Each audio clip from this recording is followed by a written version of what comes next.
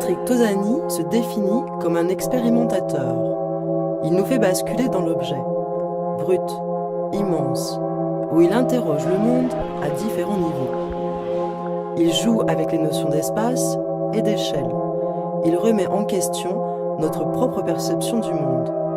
Qu'il soit objet ou élément faisant partie de notre quotidien, il utilise le réalisme de la photographie pour interroger le réel.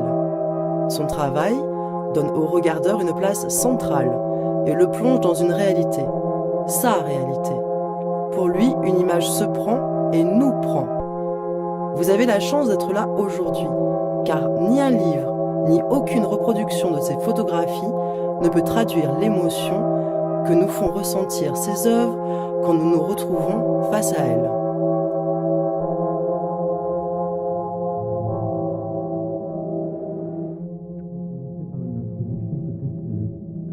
Je vais essayer d'être succinct dans ce qui constitue l'exposition, dans son ensemble. C'est un ensemble de glaçons, je vais les nommer assez rapidement, suivi de quelques images avec la pluie. Dans la deuxième salle, la troisième salle, sont centrés plusieurs objets, les cuillères, les tambours et des niveaux. Dans la salle où nous sommes ici, quelques images plutôt centrées autour du corps ou plutôt des substituts du corps, d'une périphérie du corps que sont les habits. Et dans la dernière salle, on revient à des objets. Pour expliquer une progression un peu logique et les choix qu'on a fait ici, mais il y a de toute façon des manques par rapport à l'ensemble de mon travail, mais les choix ici, je pense, sont assez cohérents. Il y a un développement autour de l'objet,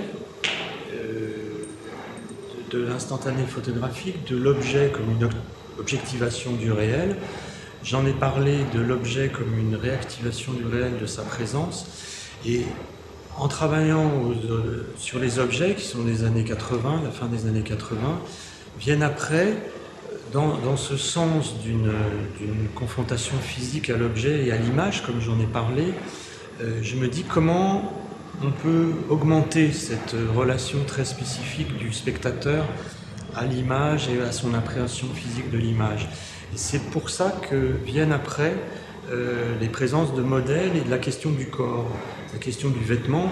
Ce sont plusieurs chapitres en fait dans mon travail où il va y avoir des vêtements utilisés, des chaussures, des modèles qui vont être les corps vus du dessous qui sont ici dans l'exposition, qui sont des modèles photographiés exactement vus d'en dessous, recroquevillés sur eux-mêmes et qui déterminent des masses corporelles en fait.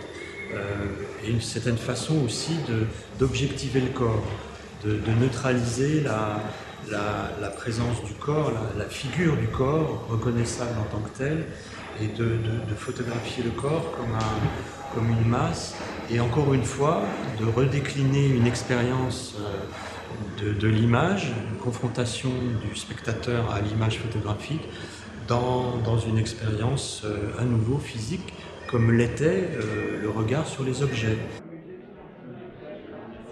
Là, on est dans l'originalité, quoi. Prendre les gens par en dessous, c'est vrai que ça, ou prendre des tambours comme ça par au-dessus sans qu'on voit que ce soit vraiment un tambour.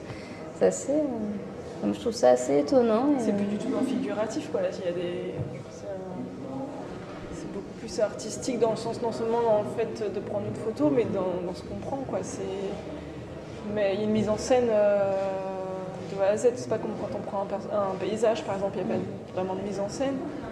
Là, la mise en scène est intéressante. On ne s'intéresse plus qu'au visage, en fait. Souvent, on s'intéresse tout le temps au visage d'une personne, et là, voilà, de voir l'autre côté, les pieds. Je trouve ça vraiment étonnant, mais c'est ça. Je vais décrire un peu ce que c'est. C'est un bloc de glace dans lequel une coupure de papier journal découpé figurant un quartier de ville ou une espèce de grand ensemble. Et cette coupure est incluse dans ce bloc de glace. Et après, ce bloc de glace est disposé sur un fond de papier. Et puis après, alors que la glace va naturellement fondre, Donc une partie de ce travail-là, vous verrez qu'il y a d'autres images dans l'exposition qui va fonctionner sur ce registre-là. Celle-là qui est derrière moi est peut-être l'aboutissement de cet ensemble de travaux avec la glace. Et donc la simulation d'un incendie est une certaine façon, voilà, est une image d'une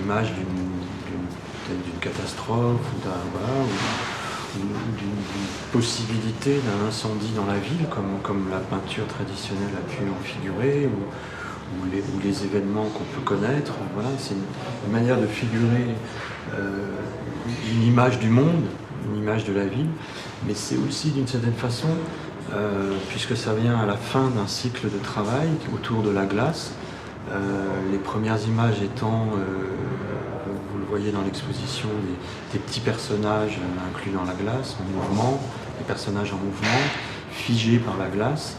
Une deuxième phase moins visible dans l'exposition, mais tout de même, c'est des architectures découpées dans la glace. L'architecture antique, enfin ancienne, comme ça, étant une image aussi d'une temporalité, d'un certain archaïsme des choses, confrontée à la glace et à l'aspect immédiat de la glace. Donc voilà, c'est la confrontation de différentes notions de temps. Et cette troisième phase ici, là, avec le feu, c'est une manière de rentrer dans l'histoire ou la figuration de ces images et en simulant un incendie, de faire fondre tout ça virtuellement, mais aussi réellement. Dans l'atelier, le bloc de glace a fini par fondre. Voilà. C'est très intéressant au niveau de la matière et de la texture. Là, on a donc des glaçons avec du papier dedans et du feu derrière. Du coup, on a plein de techniques qui se superposent. On a l'impression que c'est des montages en fait, mais pas du tout. J'ai beaucoup aimé les grandes cuillères qui sont au fond. Parce que le format est super intéressant, c'est très grand. Et la couleur, la lumière aussi, la luminosité qu'il y a sur les cuillères, c'est super intéressant. Puis c'est un objet du quotidien, super banal, qu'on ne regarde pas forcément. Et donc là, on a une approche un peu différente de cet objet. J'ai beaucoup aimé les cuillères. Je trouve ça plutôt accessible en fait. Donc je suis pas sûre qu'il y ait quelque chose qui m'ait semblé pas très accessible. C'est vrai qu'on a besoin d'avoir l'explication au niveau de la technique et de la façon dont il fait sa photo. Mais une fois qu'on nous explique comment il fait, je trouve ça plutôt accessible. Donc rien de pas accessible. Est-ce que tu as entendu un peu, est-ce que tu as suivi la déambulation? Ouais, pas tout, mais en partie, ouais. En partie. Du coup, ouais, ça apporte vraiment une compréhension et un éclairage sur comment il fait et comment il prend ses photos. L'attitude de photographe que j'ai, enfin de photographe plasticien, et ce terme convient puisque c'est l'usage dans le champ critique de l'utiliser, mais je trouve justement que la photographie, dans son origine d'ailleurs, la photographie au 19e, avait un aspect très expérimental. La photographie du 19e, vraiment, il y a beaucoup d'expériences très étranges, très scientifiques quasiment. Et c'est vrai que je suis assez proche de tout ça finalement, et que peut-être la position d'artiste que j'ai dans le champ français, enfin de l'art, elle est plus proche de ces mouvements-là. J'aime bien de plus en plus cette idée que la photographie est un processus d'enregistrement, mais on enregistre et on reconstruit, c'est mon travail, un espace qui devient réellement actif, qui se renvoie à nous, observateurs, mais parce que j'ai fabriqué toutes ces... Enfin, même si c'est très simple de faire ces photos.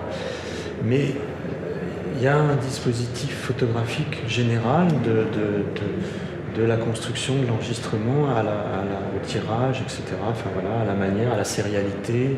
Ici, il y a 3 images, mais il y a un effet de série, ça on pourra aussi en parler, qui va compter. Mais c'est cette idée que la photographie est un processus d'enregistrement, mais c'est aussi un processus de réactivation. L'image n'est pas dormante pour moi, c'est une image... voilà, mon travail, c'est de réactiver du réel, en fait. J'enregistre du réel et j'essaie de réactiver. Une image intéressante pour moi, c'est une image qui réactive du réel.